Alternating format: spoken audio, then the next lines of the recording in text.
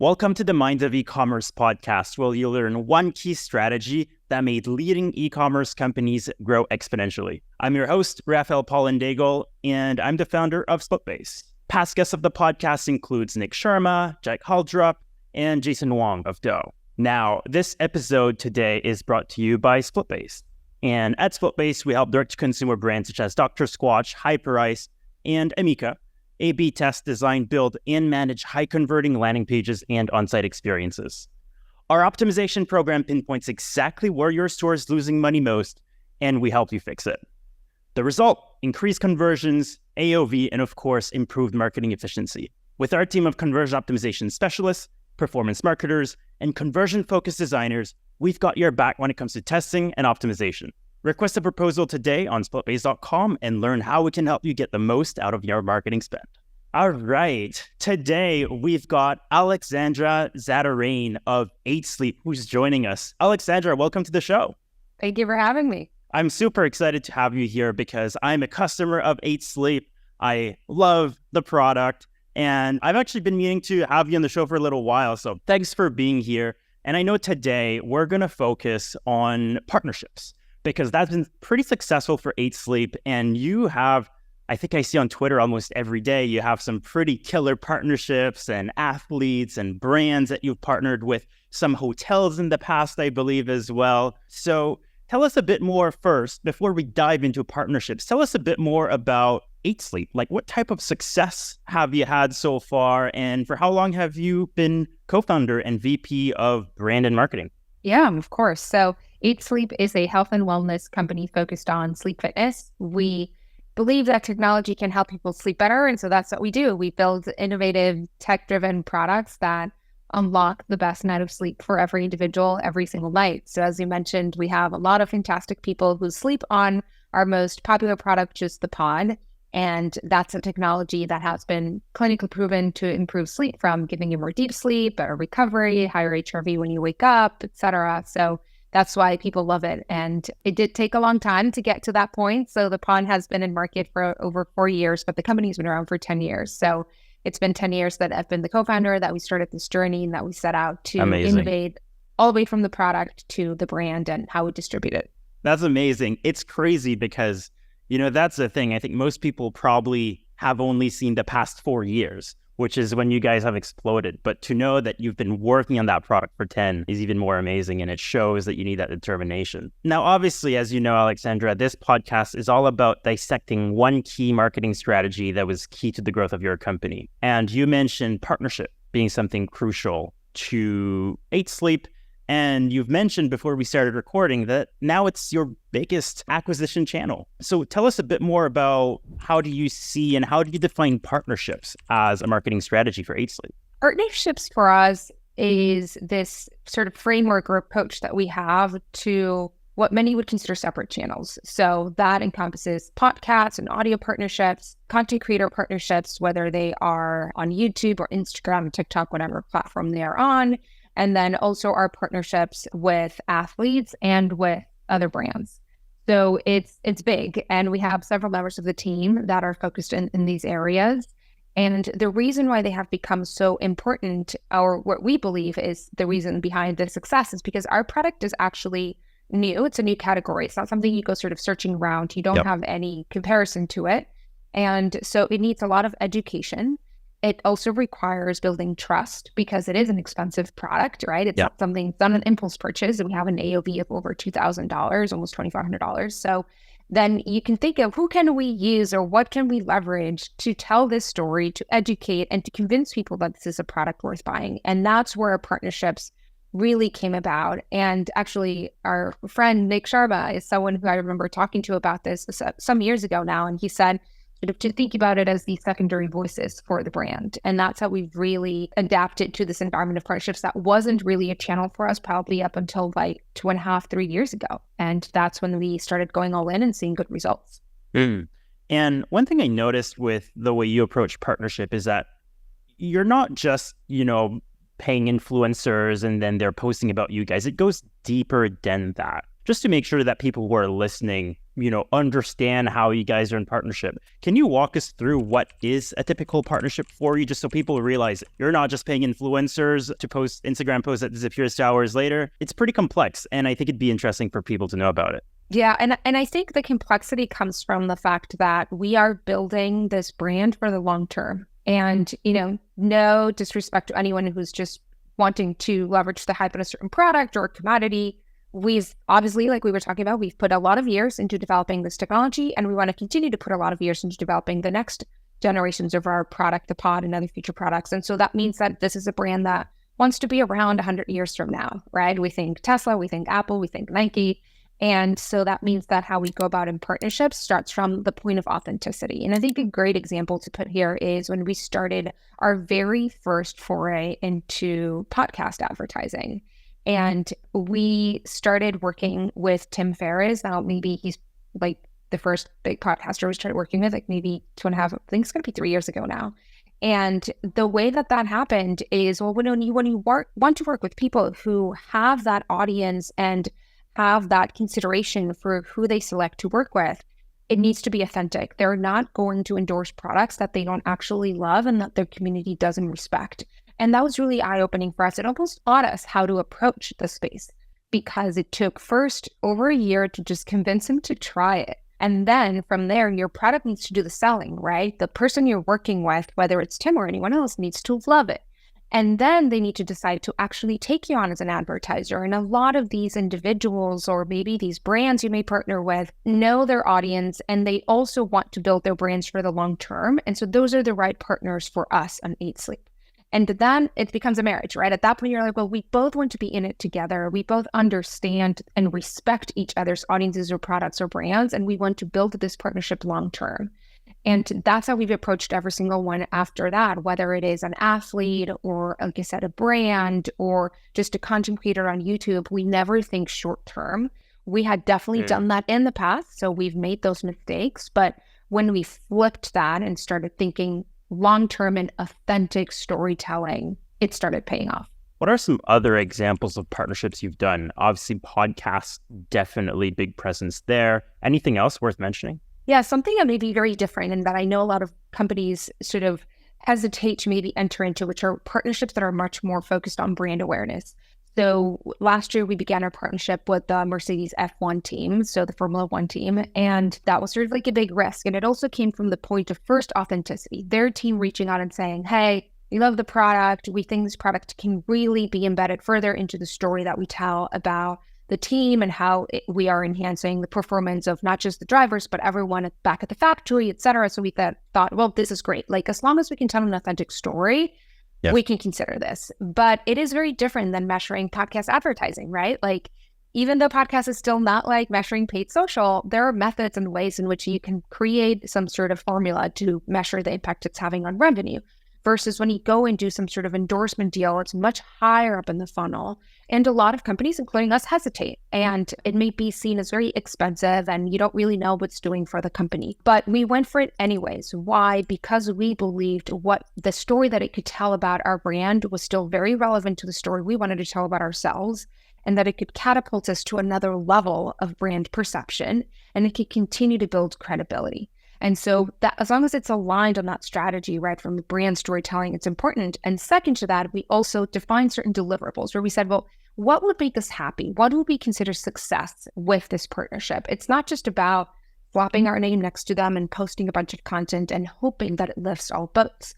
We said, well, we would want to have the drivers sleeping on it and the drivers loving it, right? Like, that was really key for us. So it means that we need to make certain investments. You know, when George Russell won the Brazil race last year, he was actually sleeping on a pod during the race weekend. That means Amazing. We flew someone from our team to Brazil to install the pod at his hotel room, you know, so there's a bigger commitment in order to continue to tell those stories. We knew that we wanted certain press stories to come out of this partnership as well.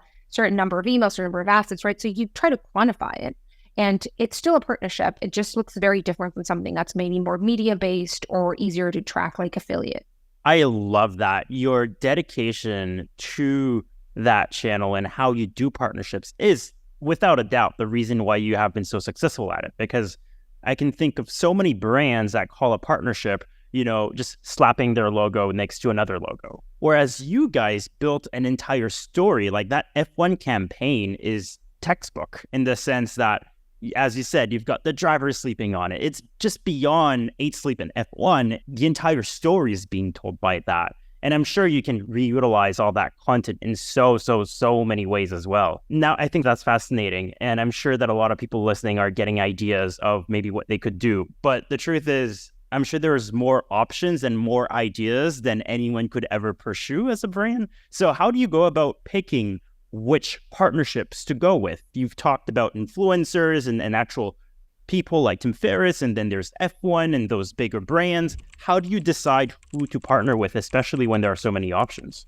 Yeah, that is maybe the hardest question and the ongoing one as you continue to grow in partnerships. You're asking yourself that question all the time. So the way we think about it is, one, you need to really understand who you're building your product for and who you're trying to market it to, not just from the specific metrics of, well, here's my demographic, here's where they live, here's how much money they make, but even just from like a aspirational point of view and lifestyle and like what's the message that you're trying to send as a brand. These two need to come together. And so it's again, it's not just saying, well, it's men or women in this age bracket. It's just, who are they trying to be? Who do they aspire to be? Who do we want them to connect our brand to, right? And so we marry these two. And so for us, we think about high performers. That is our aspirational figure. So then we think, well, who are high performers? There's obviously athletes, but there's also entrepreneurs. There was recently a few months ago, Mark Zuckerberg posting on Threads that he uses the pod and loves it. And so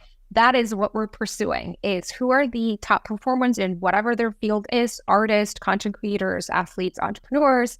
And those are already the first filter for us. There's already like the right fit, right? And there's a lot of them. So then that's the beauty. There's many, many, many of them. And then we go for, okay, outside of that sort of aspirational figure, what are the different segments of consumers that we are right now trying to acquire customers from? And even though everyone in the world sleeps, we have very clearly defined which are the segments that we're really trying to speak to. In our case, anything tech and productivity is a really high affinity. So then that's where you think of people like Tim Ferriss or Marcus Brownlee or iJustine, right? We work with many of them. And then you go more into the space of like performance for athletics. So then our athletes fit in there, or, we did a partnership with 2-time CrossFit champion Justin Medeiros. And so like then they all fit in there, high performers in their field. And then the last one is more health and wellness. And so then you think content creators like Sammy Clark. Then we know who our customer is. We know what segments we're trying to speak to. We surround those segments, not only through partnerships, but through our other channels. We make sure our brand is speaking to them. And so then it all sort of comes together. It's not just the partnerships rowing in one direction. It's all based on that fundamental core strategy that the company has right now. And it will evolve as the company keeps growing, of course, and goes more mass market. Amazing. So to sum it up, one, you need to research your customers and understand who they're influenced by, what are their needs, what are their aspirations. After that, you build a list of who they could be influenced by, who do they listen to, who do they relate to. And then I think the third, and this is probably the number one reason you've been so successful as well, is before partnering, you really make sure that you have a strategy and a story to tell with that partner. You make sure that it fits with your current company objectives, your goals, where you're trying to go. And it's not just partnering for the sake of having your logo visible by more people. Correct. Yes, I think that's a great summary. Now, you've sort of touched base on this, but how do you measure success? Well, obviously, revenue is the ultimate success metric for any company. So we need to make sure that our revenue and our CAC, which is our opposite metric that we manage everything against, is all working well and on track. But it is ultimately a portfolio. So every channel may have a little bit of a difference in terms of the CAC expectations that you have, also different ways of measuring it. But we look at all of those numbers.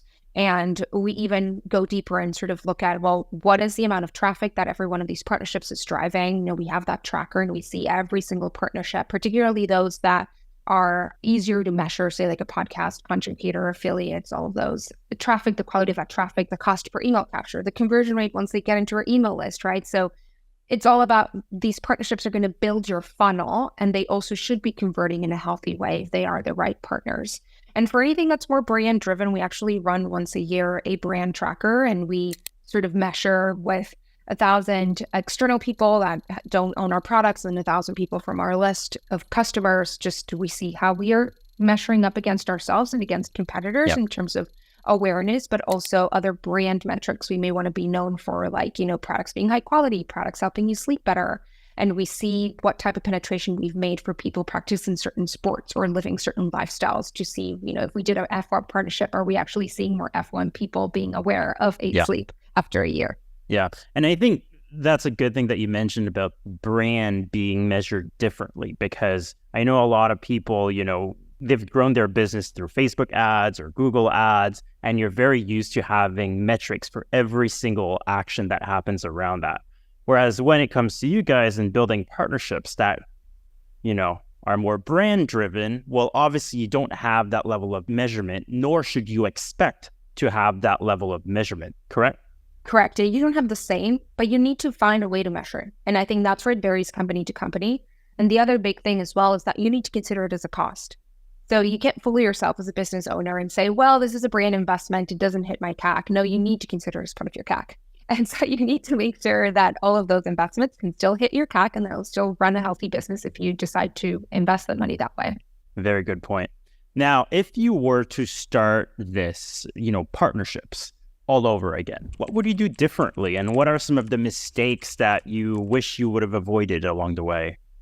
Yeah, I think some of the mistakes go more in partnering with people that maybe didn't really authentically like the product. And so maybe, this I think happens to every brand when you get a lot of people reaching out or managers reaching out and they just want to do something. It's just not authentic and you push it and they think they're big and maybe something's going to work out. In order to be authentic, you need to be able to have a direct conversation with these individuals and really hear from them and see their love and hear their love for whatever you're building. So that is one. Second is thinking that money is what's going to solve everything. Like the more expensive they are, it must be because they're going to drive more results. It's not true. You need to understand which creators or which podcasters or which brands have audiences and communities that really respond well to their messages for your types of products. And so that is the part that's also tricky, right? They may work really well for another brand in health that sells something very different. That doesn't mean it's always going to translate to you. So you need to go sometimes into it with the mindset of testing instead of expecting it to work out of the gate. And I think that was not necessarily how we approached it many times in the past.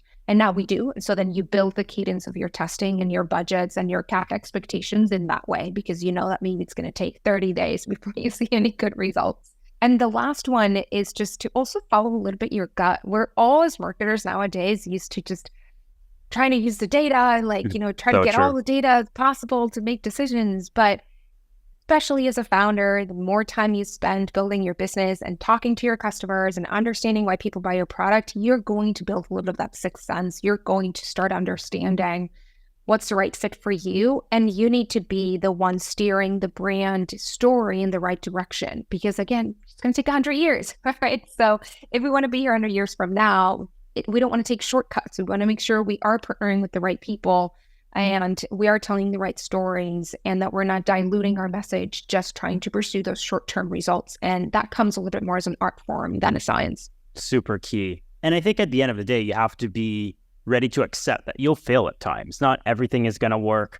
Some partnerships are going to be losses, but it's through learning and experimenting that you refine the strategy, and over time you'll get there. And there's actually one thing I noticed with almost everyone I've interviewed on this podcast. I think this is now episode 28. And the one thing I noticed is that every single brand that's been super, super successful with one channel, it's that they've persisted, they've failed, but instead of just switching to the next tactic right away, they've just kept going at it and tried getting smarter and smarter and smarter with it. And it sounds like that's also been the recipe for you guys. Yes, definitely has.